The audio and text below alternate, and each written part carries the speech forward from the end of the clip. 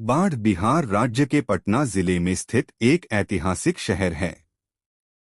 यह गंगा नदी के किनारे बसा हुआ है और अपनी सांस्कृतिक विरासत, ऐतिहासिक महत्व और धार्मिक स्थलों के लिए प्रसिद्ध है।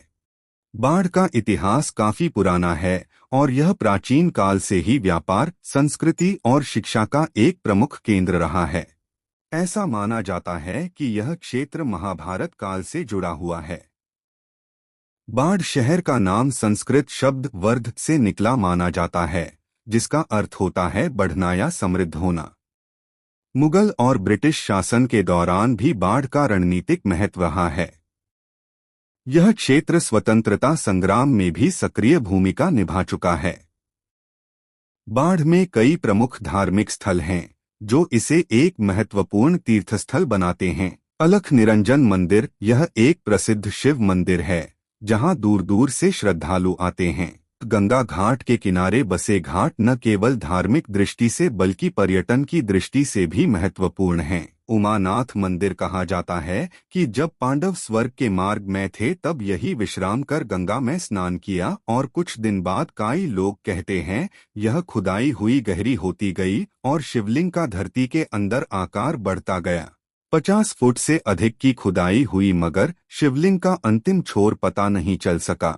मंदिर के पुजारी बताते हैं कि तब खुदाई में लगे लोगों के स्वप्न में आकर भगवान शिव ने स्वयं कहा कि वे आदि उमानाथ हैं और यह से उत्तरायण गंगा प्रवेश की है और यह अजगैबीनाथ से मिल जाती है, जिसे आप सुल्तानगंज से अभी जानते हैं। जब सावन आता है तब बहुत कोई यही उमानाथ से जल लेके बाबाधाम देवघर के लिए निकल जाते हैं। बाढ़ में गंगा नदी के कई प्रसिद्ध घाट हैं जहां लोग स्नान और धार्मिक अनुष्ठान करते हैं। राम जानकी मंदिर, यह मंदिर भगवान राम और माता सीता को समर्पित है और इसकी भव्यता देखने लायक है। 6 सुलेमान दरगाह, बहुत पहले इतनी गाड़ी एवं आदमी भी नहीं थे। ये बात होगी सन 1968 से लेकर 1987 के बीच में। यह निवासी लोग कहते हैं बहुत लोग ने डाटा हजरत अली उर्फ सुलेमान जी को देखा करते थे और यह उसी समय की बात है। उस दरगाह में कव्वाली भी होती थी, लेकिन अब यह दृश्य देखने नहीं मिलता है। इस शहर में लोग की आबादी बढ़ी और समय के साथ परिवर्तन होते गया, लेकिन वह दिखते हैं, लेकिन बहुत बहुत कम। बाढ़ एक प्रमुख व्यापारिक केंद्र भी है। यह क्षेत्र कृषि, मत्स्य पालन और छोटे उद्योगों के लिए प्रसिद्ध है। यहाँ के लोग मुख्य रूप से खेती, व्यापार और सरकारी नौकरियों में कार्यरत हैं। और अब बाढ़ आधुनिक बन रहा है। जैसे बाढ़ में पहले से ही एनटीपीसी के कारण बाढ़ प्रसिद्ध है और बख्तियारपुर से मोकामा तक 4 लेन एक्सप्रेसवे रोड और इसके साथ फ्लाईओवर मोकामा से बरौनी एनटीपीसी तक मरीन ड्राइव 4 लेन एक्सप्रेसवे रोड और इसके साथ गंगा पुल 6 लेन एशिया का सबसे चौड़ी पुल बनके तैयार है और बाढ़ में न्यू पार्क बनकर तैयार, जिसका नाम है जगन्नाथन पार्क। आज बाढ़ धीरे धीरे औद्योगिक विकास की ओर बढ़ रहा है। रेलवे और सड़क मार्ग से यह पटना, मुजफ्फरपुर, हाजीपुर, बंगाल, झारखंड और अन्य शहरों से अच्छी तरह जुड़ा हुआ है।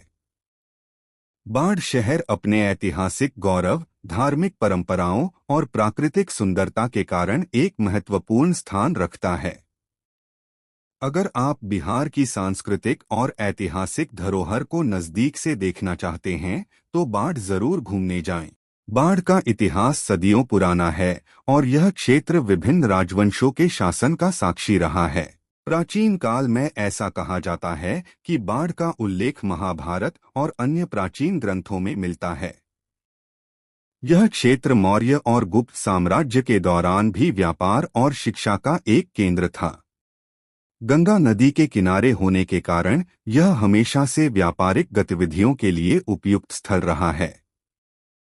मध्यकाल में मुगलों के शासनकाल में बाढ़ एक महत्वपूर्ण प्रशासनिक और व्यापारिक केंद्र बना।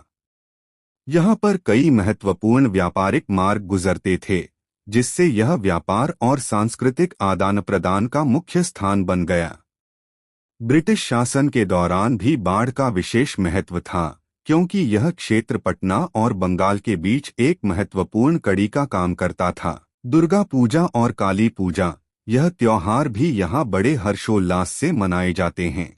बिहार की सबसे बड़ी झांकी सरस्वती पूजा में निकाली जाती है। यह पूर्णिमा के 2 दिन पहले निकाली जाती है, जब मां का विसर्जन होता है। जैसे मुंबई में गणेश पूजा का लोग राह देखते हैं, वैसे ही बाढ़ के लोग सरस्वती पूजा का राह देखते हैं। बाढ़ रेलवे और सड़क मार्ग से जुड़ा हुआ है, जिससे व्यापार को बढ़ावा मिलता है। हाल के वर्षों में बाढ़ में कई छोटे उद्योग जैसे दुग्ध उत्पाद, हथकरघा और कुटीर उद्योग भी विकसित हो रहे हैं। बाढ़ आज एक विकसित होते हुए शहर के रूप में उभर रहा है। यहाँ शिक्षा, स्वास्थ्य और बुनियादी ढांचे में लगातार सुधार हो रहा है। बाढ़ में कई सरकारी और निजी स्कूल हैं जो अच्छी शिक्षा प्रदान कर रहे हैं। उच्च शिक्षा के लिए छात्र पटना और अन्य शहरों का रुख करते हैं। स्वास्थ्य सुविधाएं में बाढ़ अभी सरकारी और निजी अस्पताल उपलब्ध हैं, लेकिन अभी भी स्वास्थ्य सुविधाओं में सुधार की आवश्यकता है। और हो भी रही है। यातायात और कनेक्टिविटी से भी बाढ़ रेलवे स्टेशन एक प्रमुख स्टेशन है, जहां से बिहार और देश के अन्य हिस्सों के लिए ट्रेनें चलती हैं। राष्ट्रीय राजमार्ग से भी यह शहर अच्छी तरह जुड़ा हुआ है। बाढ़ का भविष्य धीरे धीरे औद्योगिक और शहरीकरण की ओर बढ़ रहा है। अगर यहां और अधिक बुनियादी सुविधाएं विकसित की जाएं, तो यह पटना जिले का एक प्रमुख शहर बन सकता है। संभावित विकास क्षेत्र में नए उद्योगों की स्थापना, बेहतर स्वास्थ्य सेवाएं, शिक्षा के लिए अधिक संस्थान, सड़कों और यातायात व्यवस्था में सुधार हो रहा है। बाढ़ एक ऐतिहासिक, धार्मिक और व्यापारिक रूप से महत्वपूर्ण शहर है। यह न केवल बिहार की सांस्कृतिक धरोहर को संजोए हुए है, बल्कि अपने आर्थिक और औद्योगिक विकास की ओर भी अग्रसर है। अगर सही योजनाओं और संसाधनों का उपयोग किया जाए, तो बाढ़ भविष्य में बिहार के सबसे विकसित शहरों में से एक बन सकता है। बाढ़ शहर की गलियां संकरी लेकिन जीवन से भरी हुई हैं। बाढ़ का स्थानीय बाजार बहुत प्रसिद्ध है। बाढ़ में सुबह के समय और शाम के समय गंगा आरती भी होती है। यहाँ के लोग मेहनती और सीधे साधे होते हैं। बाढ़ का रेलवे स्टेशन यात्रियों से भरा रहता है और यहाँ का दूध और मिठाइयाँ एवं लाई बहुत प्रसिद्ध हैं। और बाढ़ कुछ प्राचीन चीज के लिए भी जाना जाता है, जैसे कि बाढ़ के पुराने मकान इसकी ऐतिहासिक धरोहर हैं।